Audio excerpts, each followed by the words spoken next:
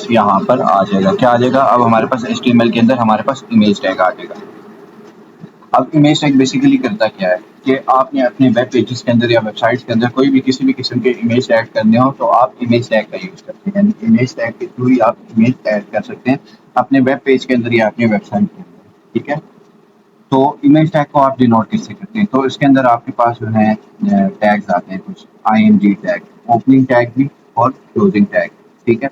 ये टैग करता क्या है, ये टैग जो ही आप ओपन करेंगे, ठीक है, और इसके अंदर आप जो है सोर्स ऐड करेंगे इमेज के, यानी कोई भी URL देंगे, ठीक है, या कोई भी जो है इमेज का नेम देंगे, तो ये क्या करेगा आपकी वेबसाइट के अंदर इमेज ऐड कर देगा, ठीक है। दूसरी चीज़, आप अपनी इमेज के अंदर जो है विड्थ देना चाहते हैं। अब विड्थ का मतलब क्या होता है, चौड़ाई, तो आप विड्थ का यूज़ करेंगे। तीसरी चीज़, आप अपनी इमेज के अंदर अगर आप हाइट देना चाहते हैं तो आप किसका यूज़ करेंगे, आप हाइट का यूज़ करेंगे, यानी कितनी लंबाई देना चाहते हैं। विड्थ का मतलब चौड़ाई और हाइट का मतलब लंबाई। चौथी चीज़, अब SRC का मतलब क्या होता है, SRC स्टैंड फॉर सोर्स, यानी इमेज आपका कहाँ पर पड़ा हुआ है। आपका इमेज किसी फाइल के अंदर होगा, ठीक है, किसी फ़ोल्डर के अंदर होगा, ठीक है, या आप जो है कोई ऑनलाइन इमेज दे रहे होंगे और उसकी डिफरेंट कंडीशन हो जाती है, तो आप इसके लिए SRC का यूज़ करते हैं। अब SRC आपका यहाँ पर क्या है, एट्रीब्यूट है, ठीक है, एट्रीब्यूट, ठीक है। आप इस एट्रीब्यूट का यूज़ करके SRC का आप इमेज का लिंक दे सकेंगे। वो इमेज या आपका फाइल में होगा या किसी फ़ोल्डर में होगा, या आप किसी या आप ऑनलाइन अगर आप इमेज देंगे तो ऑनलाइन इमेज की सूरत में आप क्या देंगे, आप यहाँ पर लिंक देंगे इमेज का, ठीक है। तो अभी हम जो है यहाँ पर मैंने आपको बता दिया कि इमेज टैग के अंदर कौन-कौन से टैग्स यूज़ होते हैं। तो अभी आगे हम पढ़ने जा रहे हैं कि यहाँ पर कि how to write a program in HTML using image tag, यानी अब हम how can we get image in our website with the help of image tag. अब हम ये पढ़ने जा रहे हैं कि हम अपनी वेबसाइट के अंदर IMG टैग का यूज़ करके किस तरह इमेज हम ऐड कर सकते हैं, ठीक है। तो सबसे पहले अब हमारे पास यहाँ पर प्रोग्राम आ गया। प्रोग्राम के अंदर जो है हमारे पास टैग्स आ जाते हैं। सबसे पहले यहाँ पर HTML का हमारे पास टैग आ गया, ठीक है। HTML का जो है यहाँ पर हमारे पास टैग आ गया, ठीक है। और उसके बाद जो है हमारे पास यहाँ पर क्या आ गया, हेड टैग आ गया, ठीक है। हेड टैग के अंदर अब हम क्या करते हैं, टाइटल टैग का यूज़ करते हैं। ऑब्वियसली आपने अपने वेब पेज को टाइटल देना है, तो यहाँ पर हम इमेजेस अपने वेब पेज को टाइटल दे सकते हैं। तो यहाँ पर हमने आप टाइटल दे दिया, ठीक है। यहाँ पर अब हमारा क्या टाइटल हो गया, इमेजेस हमारे वेब पेज का टाइटल हो गया। अब यहाँ पर अब हम क्या करेंगे, हेड टैग को जो है यहाँ पर अब हम क्लोज करेंगे, ठीक है। और फिर उसके बाद जो भी हम कंटेंट ऐड करते हैं ऑब्वियसली वो बॉडी टैग के अंदर करते हैं, तो हमने यहाँ पर क्या लिखा, बॉडी टैग लिखा, ठीक है। तो अब हमने यहाँ पर बॉडी टैग लिखा, तो बॉडी टैग के अंदर अब हम लेट सपोज हेडिंग देना चाहते हैं S2, ठीक है, यहाँ पर माय फर्स्ट इमेज, ठीक है, यहाँ पर S2 का अब हम बंद कर देंगे, ठीक है। तो यहाँ पर जो है अब हमने क्या किया, इमेज ऐड करना है, तो हमने कहा था कि हम इमेज टैग का यूज़ करेंगे, ठीक है। इमेज टैग का आपने यहाँ पर यूज़ किया, अब इस टैग को भी हमने बंद नहीं किया। इसके अंदर अब हम क्या देंगे, सबसे पहले हमने कहा था कि हमने इमेज को अगर हमने ऐड करना है तो किस एट्रीब्यूट का यूज़ करेंगे, SRC एट्रीब्यूट का। अब SRC एट्रीब्यूट के अंदर आपका इमेज किसी फाइल में हो सकता है, किसी फोल्डर के अंदर पड़ा हुआ हो सकता है, ठीक है।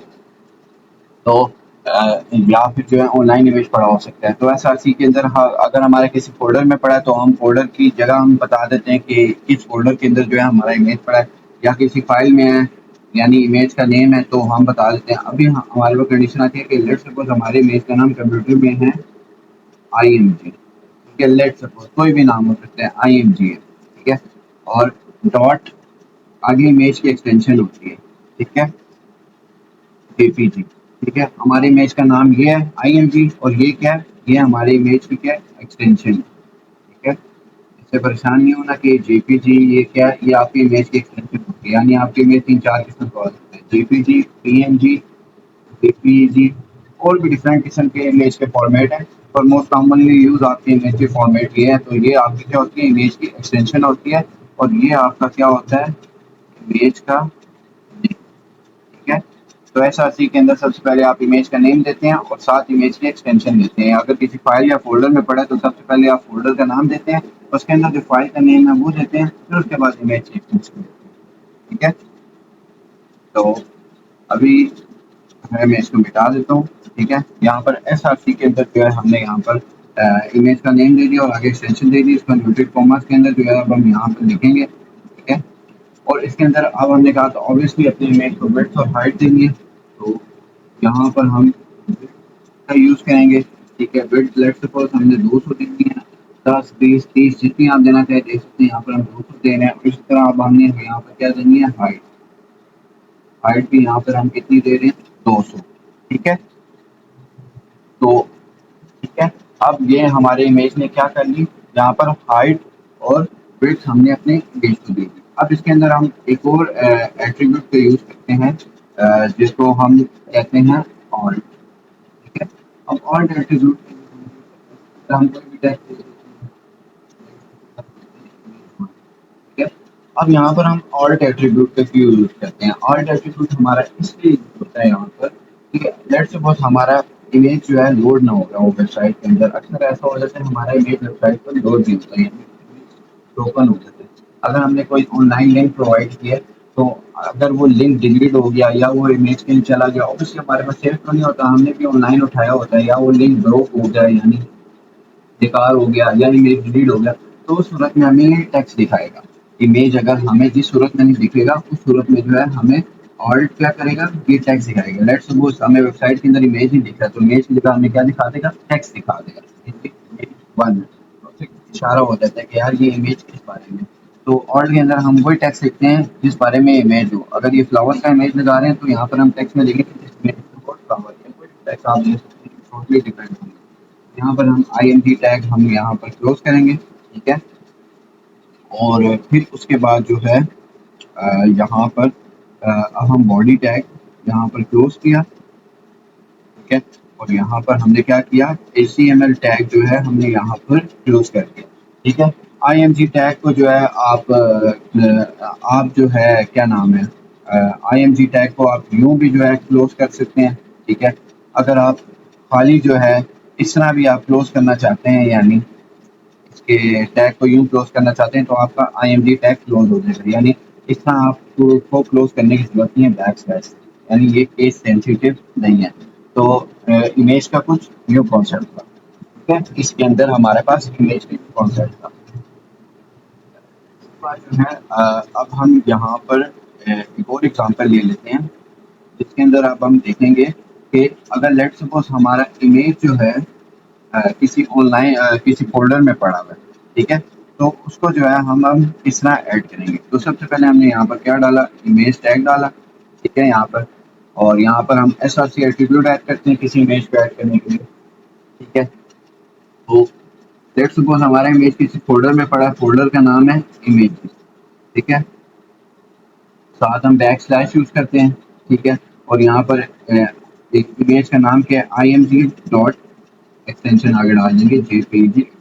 अब ये क्या, जब लेट्स सपोज हमारा इमेज किसी फोल्डर में पड़ा है, तो सबसे पहले हम क्या करते हैं, फोल्डर नेम देते हैं। ठीक है, फोल्डर नेम देने के बाद हम बैक स्लैश डालते हैं, फिर हम इमेज नेम देते हैं। ठीक है, इमेज नेम के बाद हम क्या प्रोवाइड करते हैं, यहाँ पर एक्सटेंशन हम प्रोवाइड करते हैं। ठीक है, फोल्डर नेम, इमेज नेम और एक्सटेंशन।